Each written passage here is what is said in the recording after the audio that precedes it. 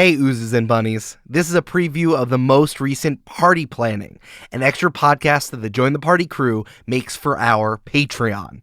If you want to listen to the whole thing, go to patreon.com/jointhepartypod. Check out this preview.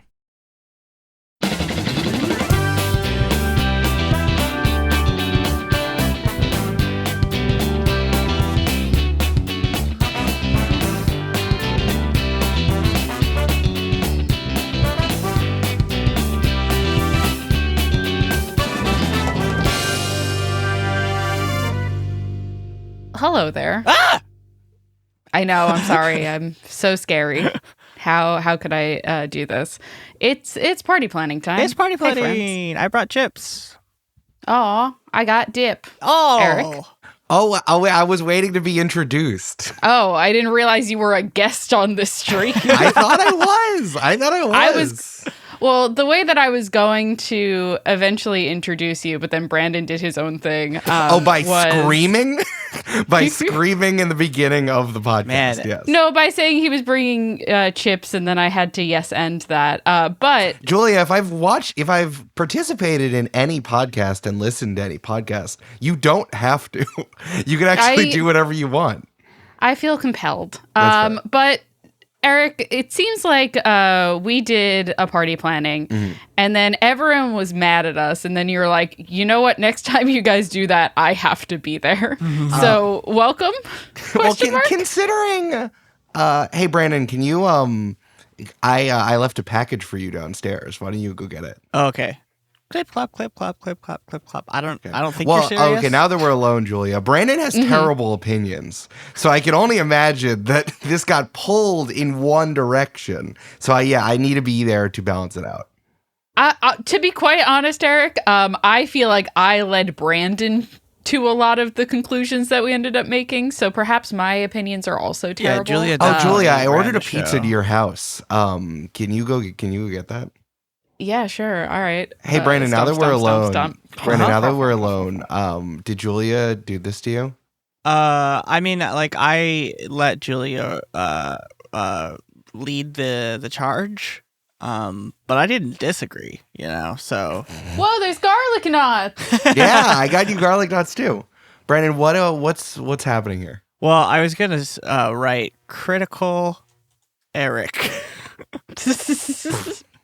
Okay. Yeah. Yep. That was notes. gonna be the thing. Brandon, no notes. But then I was thinking maybe it's actually critical audience. I don't know if that fits as well. No, I can read whatever you're doing. I can definitely read it. Great. And that's also how you spell audience. So great job. Hi, Eric. How do you spell audience? I'm not going to tell you. Do I know how to spell audience? I think it might be right. I don't know. It sure doesn't look like it's right, does it? It doesn't, but no word looks right when you look at it for long enough. No, that's a good point. See, I'm already taking the heat off of both of you by doing a spelling thing. So that's people are gonna concentrate on how to spell audience instead more than anything else. So we should talk about what we're doing here today, because Eric can have his opinions on all of the normal vanilla-ass D&D classes that we don't have to talk about here today. But we are all together going to go ahead and rank the amazing classes from Valda's Spire of Secrets. They have 10 new classes that you can check out, including 3 that we are playing in campaign 3. But hey, I want to go through these and talk about them and how interesting they are and what they add to your campaign besides like vanilla D&D. And I think it's going to be a fun time. So yeah. Eric, do you just want to like hot take real quick? Give us your like S tier and top S tier, top D tier vanilla D&D classes. That's a good one. Oh, sure. Did you not do that before? I did give you. We did, but for people, just as a refresher. Oh, sure. Yes. Bards are the worst. You're already doing imagination. Why do you need to be able to be really interesting?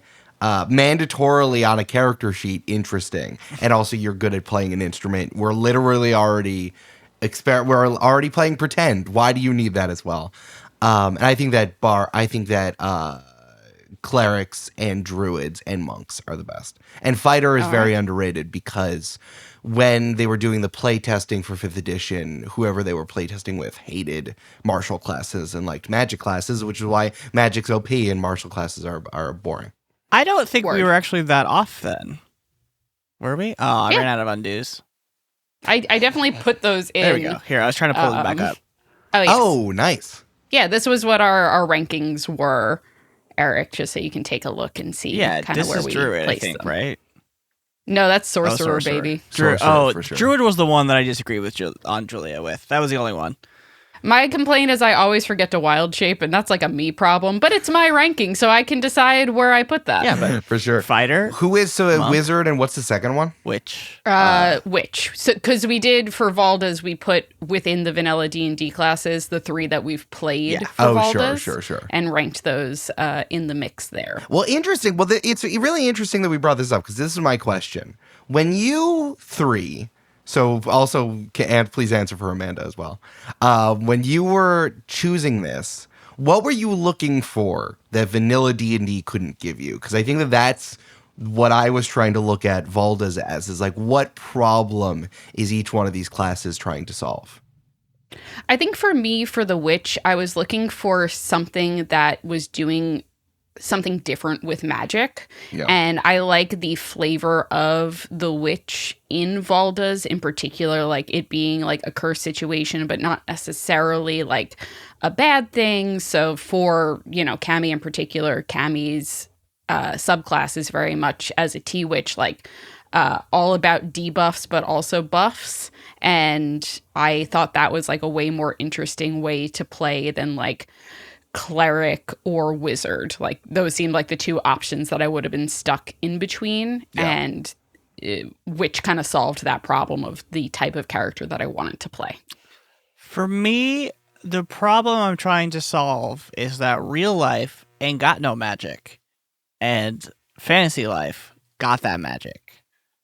So would you like a mandatory +5 charisma? I would love that. No, but like, I can be charismatic in real life if I wanted to. Well, maybe not me, but like, the general you, the royal this is what I'm me. saying. This is what I'm saying of why I don't know why people play bards. Right. Yes. So Bard's low. Fighter, there are people who are good fighters in real life. Boring. Oh. Gunslingers, I'm never going to have a gun. But some people do have guns. That's But, like, true. Some you people do have guns. You can't be a monk. That's not a real, like a fighting monk. That's not a real thing. You can't be a barbarian. That's not a real thing. People have martial arts abilities. That's like basically what a monk is, minus the key point magic stuff. Yeah, you're right. But look, you can't be a sorcerer or a witch or a wizard in real life. You can't be a cute little That's true. ghost, pastel ghost. I think So that's why did also you go too- for Mad Bomber then, bro? Well, let's talk about it. Let's talk about Valdas then. Let's do Valdas Okay, because cool. it's interesting looking at this from like a game creator, a game designer perspective, is like, what was Mage Hand Mike and the Mage Hand Press team trying to solve by making these classes? And then it's like, I think that on top of how are we going to have a good time is kind of like where I ended up looking at these classes. Great. I think our best course of action, similar how we did last episode, is just like going through the different classes and starting from alphabetical order. There are 10 new classes in Valda Spire of Secrets, and we can just start with numero uno, which is the Alchemist class. Oh, we did that one last time too. So. I know, but we could do it again. Oh no, sorry, I wasn't correcting you. I was saying me and you already ranked it, so I'm curious to see what Yes. Eric's. But I think that the ranking might be different among just Valdas as opposed to within vanilla D&D. Let me make a little Valdas thing. Go ahead, keep. Eric, what do you think? Well, let's talk a little bit about the Alchemist, because of that's course. just what the vibe is. It's basically like, it's Valda's answer to the Artificer, I feel like, in some ways, especially the like potion making Artificer. 100%. This is the better art. This is the better artificer instead. Yes.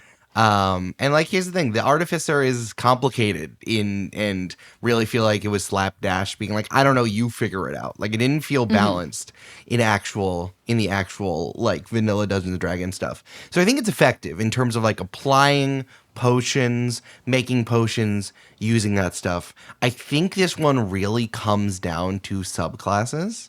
Like, Yes, so let's talk about those. So Yeah. you have the Amorist, who is someone who brews love potions and does mind-affecting alchemy. You have the Apothecary, who are the healers and the herbalists. The Dynamo Engineer, which casts spells by preparing them in devices known as spell dynamos. The Mad Bomber, which we're all very familiar with at this point. what does it do? What does In it do? Umbies. Pyromaniacs who fashion particularly devastating bombs. In Umbies. Same.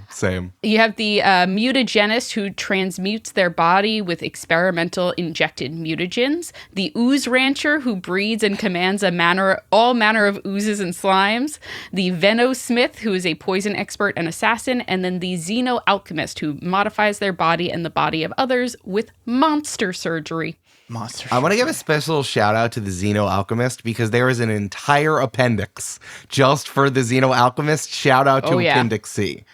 That's Yep, tight. we love it. We love to see it.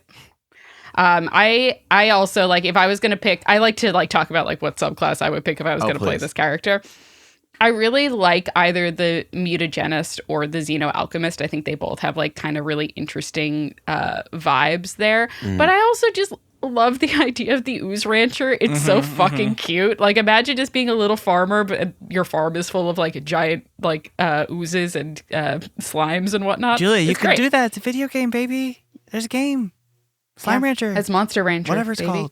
But yeah, no, I totally agree. I think that was one of the ones I seriously looked at because it was so funny and fun. Yeah.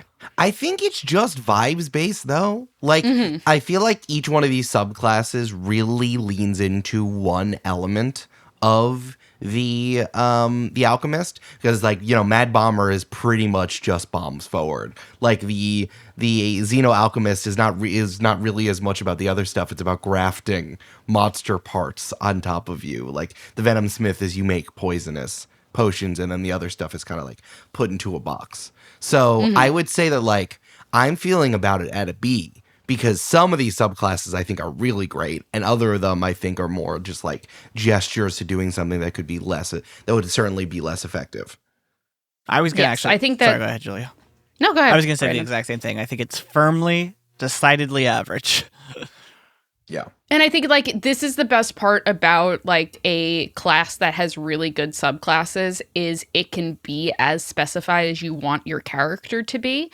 And like I think oftentimes when I think of clerics, and I really like clerics, like for example, the domain that you end up picking for a cleric is just vibes, and you don't get a lot of benefits from, you don't get too many benefits from picking that subclass. 100%. But this is way more like you pick that subclass and it provides a lot of really interesting stuff because you've chosen that speciality. I feel the same way about the fighter. I think that there's a lot of hold on, Brandon's putting a mini mouse ears on his ghost. I think I feel similarly about the fighter. Like the fighter as a class is meh, but I think the subclasses can be tight as hell. Yeah. So yeah, For sure. strong B, and I think it goes up or down one depending on what subclass you choose. Yeah, totally. Absolutely. Yeah. Well, that I feel solid about. Thank you for getting us through the Alchemist quickly. Yeah. Next up is the Captain.